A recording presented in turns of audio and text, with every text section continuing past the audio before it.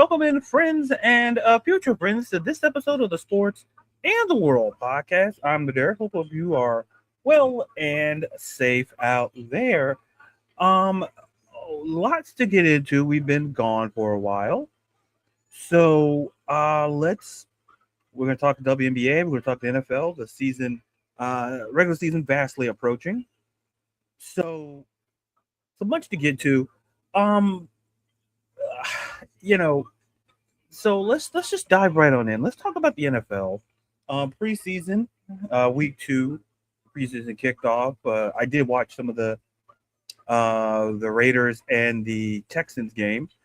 It was a good game. Mendoza, struggled a bit, but that's fine. I don't take like how do I say this respectfully? There are certain things in the preseason that I look for, and there's certain things I look for, the rookies, like the Fernando Mendozas. I look for the top picks. But there's a lot of conversation about quarterbacks. And quarterbacks is a position that I absolutely love. I can talk, there's certain things I could talk about for a while. Quarterbacks is definitely one of them. And so when we talk about the quarterback position, this is something I watched on. If you're not watching the Regulars podcast with Cody Decker and my buddy, friend of the show, Tanya Ray Fox, you should be watching it. I'll probably drop it into the link space. But they had a conversation about something the Athletic came in terms of quarterback tiers. And with the quarterback tiers, it's always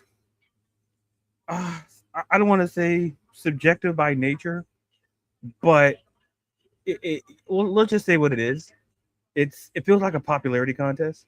It feels like in high school when people get the certain superlatives and things like that. And I'm not knocking you. Hey, if you're listening and watching if you got a superlative in high school, I'm not going to knock it. But it kind of feels that way when we talk about these things. And so when you look at the quarterback tiers, a lot of very interesting is a word. Interesting is a word, and we have to really look at this, like I say, very, very, very kind of from a very subjective perspective. So they came out with this list, and I'm going to see if I can share it here, and I'll show you. And I'll show you specifically. So I'm going to share the screen here, and this is from the Athletic. And so I'm going to share my screen here. So if you look at this, and if you hear me, give me a thumbs up because I don't know what the sound. But so for the future friends, we are looking at the tiers. And so what we're looking at here is, we look at the quarter who moved up a tier. Drake May moved from tier 3 to tier 2. We see Caleb Williams. Those are interesting. And I want to focus on who moved down a tier because that's very important. CJ Stroud moved down a tier to tier 3. Geno, tier 4. Deshaun, you can move him to tier infinity for all I care. But Lamar Jackson, just last year, was a tier 1 quarterback. Now all of a sudden he's fallen to being a tier 2 quarterback. And I find all of this fascinating. I find this interesting. And so I'm going to show you, essentially, in essence, what the tier system looks like. So it turns, I'll show. So Mahomes no longer a tier 1 quarterback. So I'm going to show you, if it lets me here, the tier 1 quarterback. So let's go to tier 1. So this is the criteria for tier 1. They have Mahomes 49 out of the 50 votes. Josh Allen. And so Joe Burrow, Matthew Stafford, and I think that's all the tier 1 quarterbacks. So if it's lagging, I apologize. So yeah, so in essence, so tier 2 carries the team sometimes, has other dimensions that elevate him up here. Lamar Jackson. Somebody said if he doesn't play well, they don't win games. So in essence, that sounds like to me like a tier like a tier 1 quarterback. That sounds like a tier 1 quarterback. But yet, if he doesn't play well, they don't win games. So as I alluded to, as we talked about, Joe Burrow, to me, this is what gets me. He was a tier 1 quarterback last season, and the drop is surreal. To me, I have no problem with Matthew Stafford. I have no problem with Josh Allen being tier 1 quarterbacks. But the fact that we are having this conversation about Lamar Jackson, and what's the best way I can say it is simply this. There's something going on. I don't need to say it, but I'm to that belief that when I look at he's a 2-time league MVP, 3-time first team All Pro. He was offensive. Like I find this, and people say, "Oh well, he didn't play. He played 13. You know, he played in 13 games." They'll say, "Oh, he played 13 games." So clearly that knocks him out of that knocks him down a tier. And I say, cool. I say, okay. And so I look at another quarterback on this. So the quarterback who stayed at tier 1, Joe Burrow. You know how many games Joe Burrow played last season? Joe Burrow played in 8 games. 8. And he played a full 17-game schedule in 2024. But last year, he played in 8 games. His tier, and he was still listed as a tier 1 quarterback. Still is as a tier 1 quarterback. But yet, you move Lamar down. And then a quote by an offensive coordinator simply says, if he doesn't play well, they don't win games. How is that not a tier 1 quarterback? And respectfully, of the tier 1 guys on here, like we're talking about with Joe Burrow, the quote, "Oh, he's so talented, he's throwing the ball, he sees it well." That's great. But this man played in 8 games to Lamar's 13 last season. And you move Lamar down a tier, but we keep Joe Burrow here. We keep Joe Burrow there. And here's what's worse.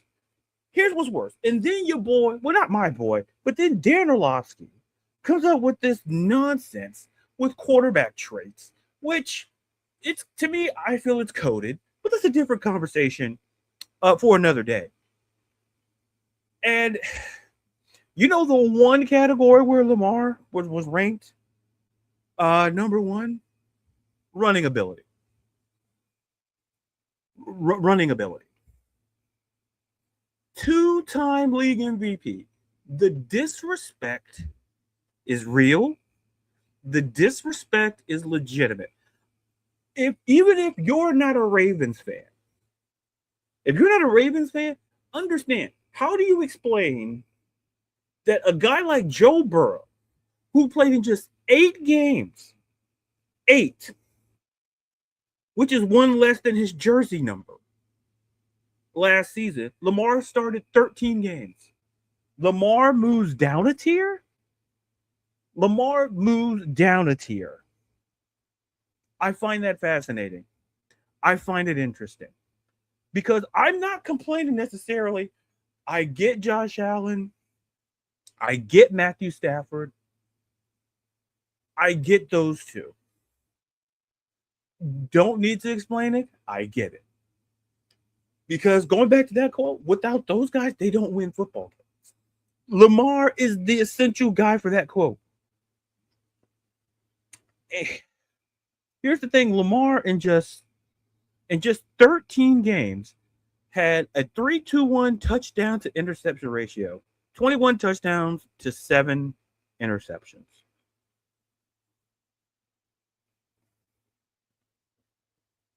And just in last season, had an 8.6 touchdown percentage, threw for 4,000 yards. And then yet, he played in 13 games. He threw for 2,549 yards. So had he played another 4 games, I could make an argument he would have probably got close to 4,000, maybe even reached it. And even in those 13 games, here's the thing. Here's what's interesting about the situation. And at the end of the day, we talk about, but yet that drops him down a tier. That drops him down a tier. So so Joe Burrow in his 8 games, nothing shabby, 17 touchdowns, 5 interceptions. Great. Lamar had a 3-1 touchdown to interception ratio. In 13. So Lamar played 5 more games. 5 more games than Joe Burrow. And Joe Burrow stays at the number 1 tier. He stays at the number 1 tier. You tell me, before I transition and get, when I watch the NFL, like I said, I love the quarterback position. And there are certain conversations that we need to have. And once again, I credit Tanya Ray Flock. I need to get her back on the show because I can talk ball with her every day of the week. And she talked about 2 quarterbacks in NFL history that I feel don't get enough credit. And so, I know, back to me again, I know. But she talked about Warren Moon and she talked about Dan Marino. To me, I think the way we talk about Dan Marino, probably maybe the greatest quarterback never to have a championship. You can put Dan Fouts in that conversation. But when I look at Warren Moon, when we talk about Warren Moon and it feels like the disrespect that when we talk about Warren Moon, absolutely mind-boggling. And once again, my buddy Tanya Ray Fox covered this.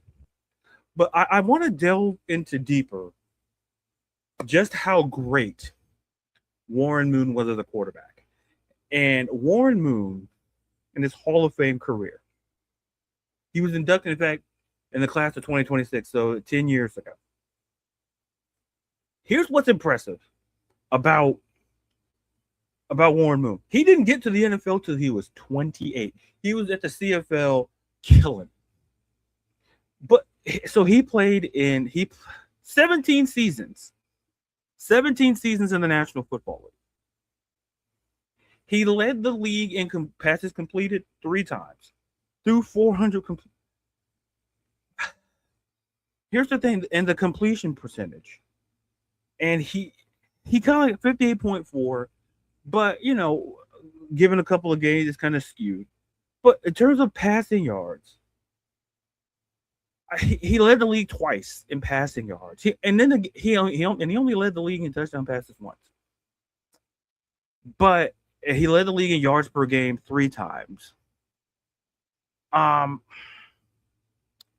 Game-winning drives, he had 35. He had 35 career game-winning drives. To me, the most remarkable thing about his career is to me, yes, it's the longevity, but the fact that he completed 400 passes, and this was in 1991, mind you, before the passing explosion that we know today existed. 4 times he threw 4,000 yards. And he did it in back-to-back seasons in 90 and 91 where he led the league. So he had a great 2-year run. And I think the reality is he doesn't get the credit because he doesn't have a ring. And that's something that has to be discussed because I think it's a very huge stigmatism on the quarterback position. And I know it's like, oh, he's going to talk about quarterbacks all day. But it feels like in sports, we talk about championships. And, oh, Tom Brady has all of these rings. That's why he's the GOAT. No, he's the GOAT because he had 3 Hall of Fame careers in one full career. You can take the first, I don't know, what, 7 years, 8 years, or the decade. You could split his time in New England in half. That's 2 Hall of Fame careers. Then he had a Hall of Fame career in Tampa Bay, in my opinion. So it's not about, championships are great, but it's being productive and it's being a great quarterback. And that quote I told about Lamar Jackson, that quote where I noted that, you know, without him, like in essence, they don't win games. That's a tier 1 level quarterback. And you have Dan Orlovsky who it feels like Lamar can't beat the Chargers. I don't think it's the fans, and it's the media, because the media votes on it. They voted him MVP twice. Sure, just because they voted MVP twice don't mean they still have beef and faults with him. Because they do. They genuinely do. And at the end of the day, before I transition on, because I do want to talk a little WNBA ball, I do want to talk a little baseball. The fact of the matter is this. When we talk about quarterbacks, when we talk about athletes, championships in a team sport, I put it at like a 4 or 5. I don't put it super high. In an interview I did a while back, I did, and then I got talked down. Because championships are great. Every player who wants to play in the NFL dreams of playing in a Super Bowl and winning a Super Bowl. But your career, what numbers did you put up? What, you know, like Larry Fitzgerald got to a Super Bowl, didn't win. Still a Hall of Fame career. Chris Carter, great career, didn't make a Super Bowl, but still a Hall of Famer. Say they with Dan Marino. And I think when we have these conversations, we have to be honest about those conversations and understand that at the end of the day, do I think Lamar is going to reach a Super Bowl? I do believe that. Will it be under Jesse Minter? I don't know. But I feel like John Harbaugh was more of a hindrance than a help. That I will say. But speaking of hindrances, I'm going to transition to the WNBA. And it's been a while since the podcast, so I'm just playing a little catch up. Like, you know, you catch up on your emails in the file. I do want to talk about the situation with like Sophie Cunningham, and then there's the Caitlin Clark talk, and to me, I think I mentioned this in the last time we were on here, but now things have developed. And all I'm going to simply say is this: I don't want to. A lot of things have been said, but I'm going to tell you like this, and I've said this on the show before. You have to understand that this is not about if you're right or wrong, because clearly the conversation about Sophie Cunningham is about right or wrong. It's about stirring the pot about a conversation that all of a sudden people who on the outside, we shouldn't have women in sports. You get all these bums coming out of nowhere saying, I'm you know, make myself eligible for the 2027 WNBA draft. I'm like, stop. It's become a silly point. The problem is this: the W, 30 years in the league, and it's still being taken as a joke by a bunch of people who, quite frankly, aren't fans of the sport. That's the problem. And the Caitlin Clark and her fan base, now Sophie Cunningham and her fan base, I think they're two solid players. I think Caitlin Clark, sure, she's great. Sophie Cunningham is great. I don't like what they say. And the fact that when it talks about Caitlin Clark, the discourse about Caitlin Clark is a bunch of people from her fan base who've never been fans of the sport. They started becoming fans of the W the minute she stepped on the court. For Sophie Cunningham to make that the case to say, with men in sports, okay. But we should talk about that on the high school level, not at the WNBA, because it's not been recorded as such. In terms of the percentage is super, super, super, super low, you need a microscope to figure it out. This is more about, we should be talking about Olivia Miles, a great rookie. We should be talking about the Minnesota League. We should be talking about the Golden State Valkyries, who in their second year, easily a top 3 team in the league. We should be talking about Paige Beckers. We should be talking about great players. Nanika Agumekwe called it a career. She's going to retire after the season. These are things we should be talking about with the W, but the outside noise that comes in is from the media who eats it up. They eat it up and just go yum, yum, yum, yum, yum, and don't focus on the true stories and the narratives. As someone who writes about women's sports or beyond women's sports, which is a shameless plug, sure. But the point is this, is that we should be having a question about the sport. Am I saying we should have, we should have those conversations for sure. But my point is that don't get too lost in the sauce to understand that the real conversation should be about the league and the success, the record-breaking, the game-changing CBA that's giving players paying what they're worth and giving various accommodations. That's what we should be talking about. But we're not. And whether we want to believe it or not, Caitlin Clark, the Sophie Cunningham, especially Sophie Cunningham, it's like, whether you want to call her, to me, it's comparable to what Harold Hill did in The Music Man. So if you haven't seen The Music Man, I don't want to give it away for you, but just watch the Music Man. So in that regard, but those are my 2 cents, and we'll probably talk about it more. And by the way, do some house cleaning work. Like and listen to this episode, every episode of Sports in the World podcast, Apple, Spotify, wherever you get your podcast.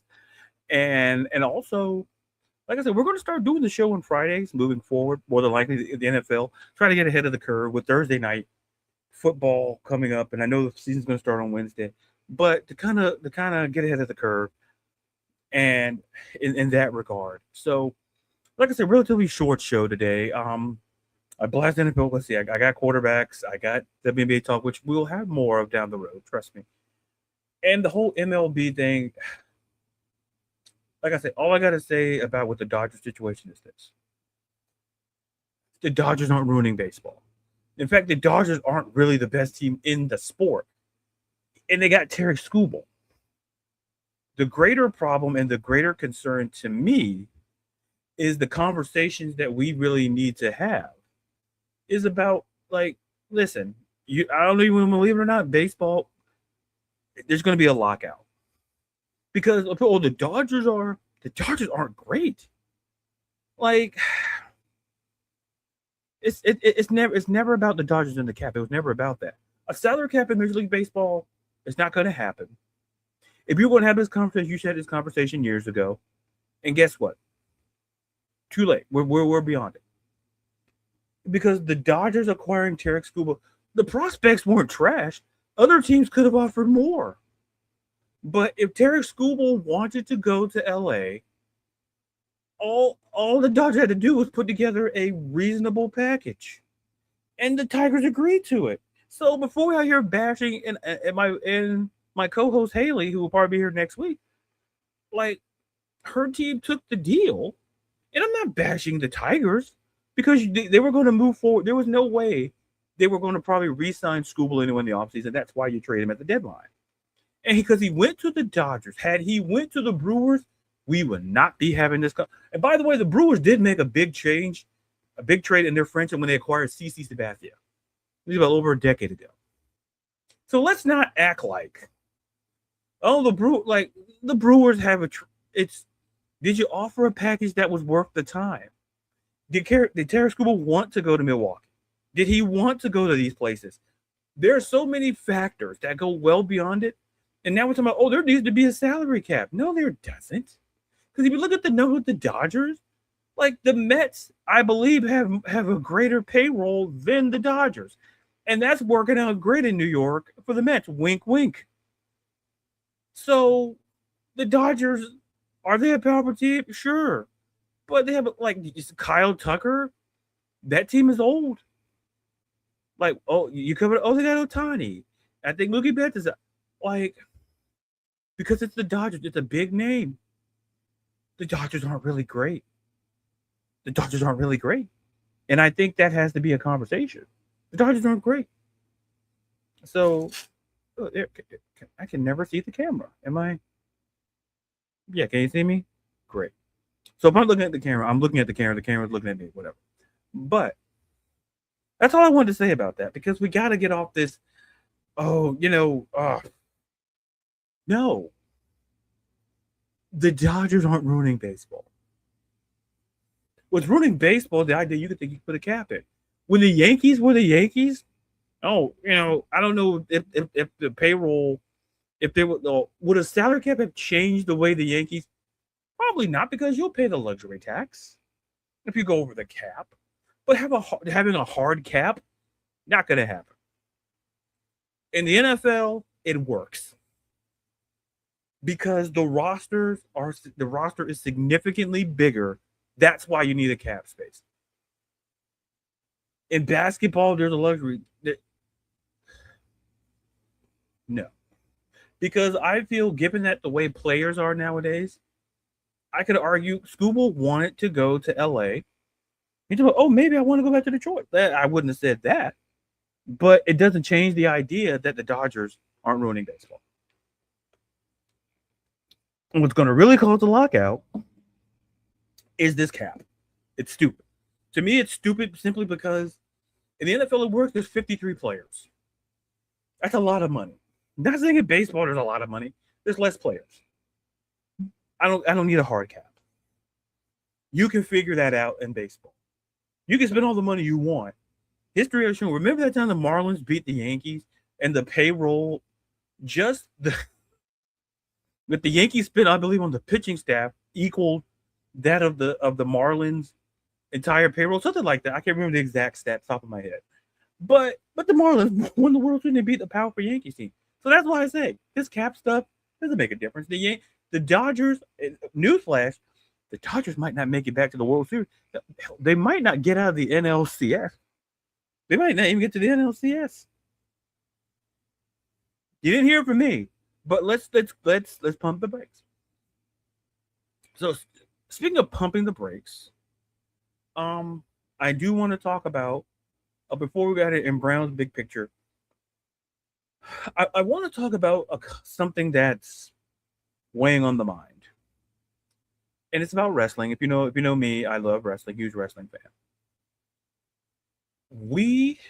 I think the IWC, and I've said this, and I had them in the same conversation before, but folks, we have to start having conversations about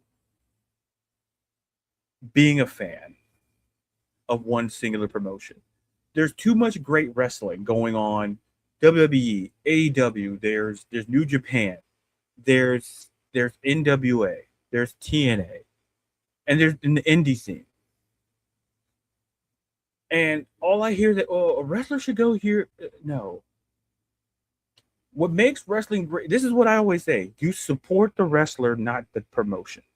Because if you support the promotion, you're going to find yourself being ad hominem and being the straw man for a wrestling promotion. Be a fan of everybody. That's what works. Because you're not tied to, and I'm not saying because like WWE, whatever. And to me, that doesn't bother me because there's too many great indie, there's wrestling creators out there on social media, like Wheezy Blonde comes to mind. I think Chisel Adonis. I think Malcolm. There's great people out there in the IWC on social media, where I'm not worried about what WWE is doing in terms of, oh, they got serious, or they got a big, yeah. Not my concern. What I tell people is this, and this applies to all sports. This applies specifically to wrestling. Be a fan of the person, not of the promotion. Because if you get stuck being the fan of a promotion, you're going to dig yourself in a hole. I like talking. Listen, I'm going to start talking about AEW more because I watch AEW. I do watch it. I enjoy Kenny Omega. I love their women's division. I love Willow and I've grown to like Mercedes Moné, formerly known as Sasha Banks. Time, because listen, I grew to love Charlotte Flair, and I thought in a billion years that wouldn't happen. But you know why? It's because I took the WWE, I took the AEW, I took the rest, I took the promotion. I focused on the wrestler. I focused on the superstar. And when you do that, and think about it in your life, when you focus on something, when you look at something versus the macro versus the micro level, it changes your perspective. To me, you're a fan of a singular wrestling promotion, looking at it from this big macro perspective. But when you're a fan of the wrestler, you're looking at it from the micro perspective. And a little bit of micro perspectives grow into the macro, where you're not looking at one big promotion and saying, oh, I love this. No. Look at the micro. We all have favorite wrestlers. I have favorite wrestlers across various promotions because I like wrestling. I've been watching wrestling 30 years. My mom got Wrestler Soul. She bought my first experience was an Ahmed Johnson action figure. She became a wrestling fan. And I think about her and I think about that. And it made me realize when she became a wrestling fan because she loved Roman Reigns. Maybe she didn't love everybody else in WWE, but she loved the wrestler. Not the biggest fan of WWE. She was a fan of a wrestler. That's where we start looking at it. Root for the wrestlers. Don't root for the companies. I'm not saying anarchy, but just something to consider. When you start being keyboard warriors and start bashing these promotions, because I think it's hilarious. Because all of them has flaws. There's no such thing as the perfect wrestling promotion. Like I say, no one talks about the indies enough. And like, look what happened to a lot of these wrestlers who left WWE. Like, if you want a great story, look at Matt Cardona when he left, became king of the indies, then he came back to WWE. But not before he dominated the indie scene. And those who knew him, like, oh man, I love him on the indie scene because they love Matt Cardona. They didn't, maybe not a fan of WWE, but they love Matt Cardona. So be a fan, and think about it in your life. Be a fan of something from the micro level that grows into the macro. And don't let the macro grow to be the promotion. Let it be wrestlers. And then, have on the micro level, it changes from one singular wrestling promotion to a whole lot of wrestling promotions. And I think that's truly a huge, huge difference. So friends and future friends, that's this episode of the Sports of the World podcast. Like I said, we're going to start going in on Fridays moving forward. Also, drop questions. Join me in the chat. I know I see people are watching and listening. So listen, if you have comments, drop them in. If you have questions, drop them into the chat or drop them into my social media at Ladarius_Brown on Twitter and TikTok, Ladarius_Brown Instagram. Like, listen, and subscribe, and listen. Go there. Drop your questions. DM me questions. Tag me in questions, and I'll bring them on the show and I'll answer because this show's for you. And, and I want to hear what you're saying. Because, listen, once again, I'm not perfect. So I'm always willing to listen. And that's called being informed. That's all I try to be. So, friends and future friends, that's this episode of the Sports and the World podcast. And until I see and or hear you again, I'm Ladarius. Be real, be you, be blessed, and be safe from all of you from the Sports and the World podcast.